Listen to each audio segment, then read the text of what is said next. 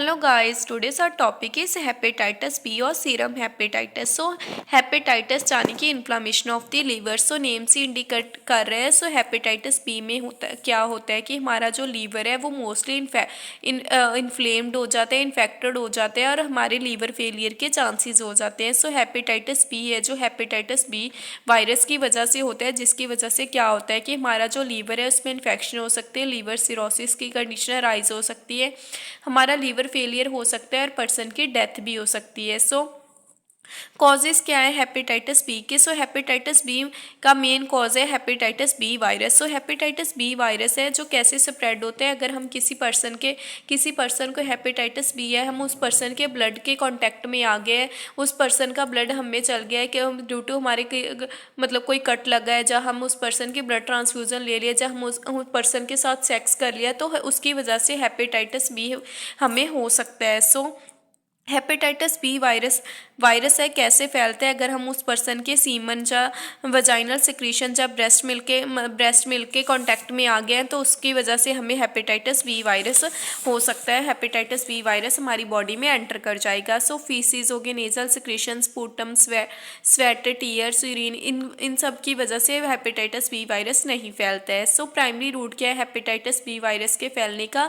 अगर हम infected person के साथ सेक्स कर रहे हैं या फिर आईवी ड्रग यूज़र्स है जो मतलब ड्रग्स लेते हैं, उनमें ज़्यादा चांसेस है हेपेटाइटिस बी वायरस होने के. सो हेपेटाइटिस बी वायरस अगर हम किसी पर्सन के साथ मतलब कैजुअली जैसे हग कर रहे हैं या फिर उसके साथ खाना खा रहे हैं, ऐसे हेपेटाइटिस बी वायरस नहीं फैलता है. सो रिस्क फैक्टर कौन से पर्सनस को रिस्क फैक्टर है हेपेटाइटिस बी वायरस होने के. अगर हम इन्फेक्टेड पर्सन के साथ सेक्स कर रहे हैं जहाँ हमारी मल्टीपल सेक्सुअल पार्टनर्स हैं, उनकी वजह से भी हमें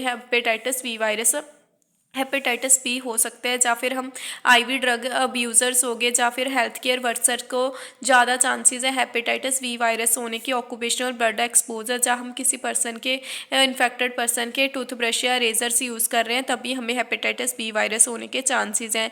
अगर मदर को हेपेटाइटिस बी वायरस है तो 100% चांसेस है कि उसके न्यूबॉर्न को भी हेपेटाइटिस बी वायरस हो सकता है. सो अगर हम किसी अनप्रोफेशनल जगह से टैटू बनवाते हैं तो उसकी वजह से भी हमें हेपेटाइटिस बी वायरस हो सकता है. सो सम मेडिकल प्रोसीजर जैसे कि ब्लड ट्रांसफ्यूज़न, अगर हमने इन्फेक्टेड पर्सन की ब्लड ट्रांसफ्यूज़न किसी हेल्थी पर्सन को मतलब दे दिए, तो उसकी वजह से भी क्या हो सकता है हेपेटाइटिस बी वायरस हो सकता है. सो अब अगर हम ऐसी कंट्रीज़ में ट्रैवल कर रहे हैं जहाँ की पॉपुलेशन को मोस्टली हेपेटाइटिस बी है, तो हमें भी चांसेस है हेपेटाइटिस बी होने के.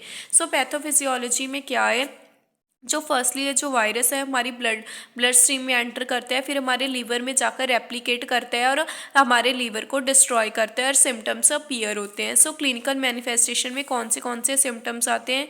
हमें जॉन्डिस हो सकता है, डार्क येलो यूरिन आता है, लिथार्जी रहती है पर्सन को, फटीग रहती है, एनोरेक्सिया, क्लेट कलर स्टूल होती है, जॉइंट पेन रहता है, एब्डोमिनल डिस्कम्फर्ट, बॉडी एक, नोजिया विद और विदाउट वॉमिटिंग हो सकती है. ये क्लिनिकल मैनिफेस्टेशंस है हेपेटाइटिस बी के. सो क्रोनिक हेपेटाइटिस बी इन्फेक्शन में क्या होता है कि 90% इन्फेक्टेड इन्फेक्ट और 30% infected children between the 1 to 5 years of age. Only 2 to 6% of infected people above the 5 years of age. So mostly ये सिम्टोमेटिक्स होते हैं. लीवर कैंसर हो सकता है, लीवर सिरोसिस की असाइड्स की कंडीशन हो सकती है. सो हेपेटाइटिस बी वायरस के क्लिनिकल मैनिफेस्टेशंस हैं. सो डायग्नोस्टिक एवेल्यूएशन में क्या है कि हम एल्बुमिन लेवल टेस्ट करेंगे, लीवर फंक्शन टेस्ट करेंगे, प्रोथ्रोम्बिन टाइम देखेंगे, एंटीबॉडीज़ देखेंगे. So hepatitis E surface antigen. So positive test indicate करता है कि हाँ है पर्सन को हेपेटाइटिस बी इन्फेक्शन है. सो स्प्रेड कर सकते हैं दूसरे पर्सन को भी. सो मैनेजमेंट में क्या है कि हेपेटाइटिस बी का मैनेजमेंट क्या है कि हमें बेड रेस्ट करनी चाहिए, ज़्यादा से ज़्यादा हमें पानी पीना चाहिए, फिर प्लेंटी ऑफ फ्लूइड्स लेने चाहिए, हेल्थी फूड लेना चाहिए, अल्कोहल स्मोकिंग को अवॉइड करना चाहिए, हमें कोई भी ड्रग लेने से पहले डॉक्टर से कंसल्ट करना चाहिए. सो अगर मतलब कि कोई भी हम सम ट्रीटमेंट ले रहे हैं, जैसे कि कुछ भी हमें ट्रीटमेंट लेना है, तो हमें पहले डॉक्टर से कंसल्ट करना चाहिए. सो हमें अपनी इम्यूनिटी को डेवलप करना चाहिए. सो लेमुडिन और एडिवोर वर्क करती है डायरेक्टली इन हमें जो लेमुडिन एडिवोर ड्रग्स लेनी चाहिए जो कि इस वायरस को सुप्रेस कर देती है, जिससे कि इन्फेक्शन है जो इनएक्टिवेट हो सकती है। सो बोथ ड्रग्स हमें taken by mouth once a day. So liver transplantation भी एक मतलब कि अपॉर्चुनिटी अगर लीवर फेलियर हो गया है। सो प्रिवेंटेशन कैसे कर सकते हैं?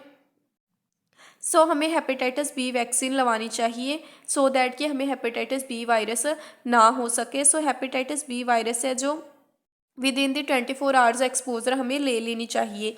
हमें सेक्सुअल, अगर किसी पर्सन को हेपेटाइटिस बी है तो हमें उसके साथ सेक्सुअल कांटेक्ट अवॉइड करना चाहिए, कॉन्डम यूज़ करनी चाहिए और सेफ हेल्थी सेफ सेक्स करनी चाहिए। हमें किसी पर्सन के साथ रेजर या टूथब्रश इन्फेक्टेड पर्सन के नहीं यूज़ करनी चाहिए और हमें किसी भी के साथ ड्रग्स या नीडल कोई भी इक्विपमेंट्स मेडिकल इक्विपमेंट्स नहीं शेयर करने चाहिए।